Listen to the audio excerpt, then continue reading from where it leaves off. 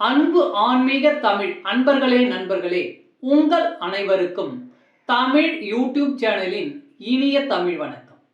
தாய்மொழியால் இணைவோம், தாய்மொழியை வளர்ப்போம். வாழ்க தமிழ், வளர்க தமிழ். சைவ சமய திருமுறைகளில் 10ஆம் திருமுறையாக வருகின்ற திருமூலரின் திருமந்திரம் யாக்கை நிலையாமை.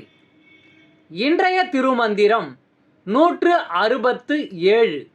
இறந்த பிறகு உடலை பற்றி கவலைப்பட வேண்டியதில்லை. காக்கை கவரிலேன் கண்டார் பழிக்கிலேன், பாற்றுளி பெய்யிலேன் பல்லோர் பழிச்சிலேன், தோற்பையுள் நின்று தொழிலற செய்தூட்டும் கூத்தன் புறப்பட்டு போன இக்கூட்டையே. பாடலின் விளக்கம். உயிர் இல்லாத நிலையில் நம்முடைய இந்த உடல் வெறும் தோல்பை ஆகும்.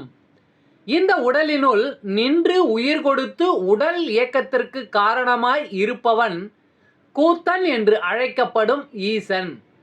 அவன் இந்த உடலை விட்டு நீங்கிய பிறகு, அதாவது நாம் செத்துப்போன பிறகு, இந்த உடலை காக்கை வந்து கொத்தி தின்றால் என்ன, பார்ப்பவர் இகழ்ந்தால் என்ன, தகனம் செய்து பால் ஊற்றினால் என்ன, பலரும் பழித்து பேசினால் என்ன, உயிர் இல்லாத இந்த வெறும் கூட்டை பற்றி நாம் கவலைப்பட வேண்டியதில்லை.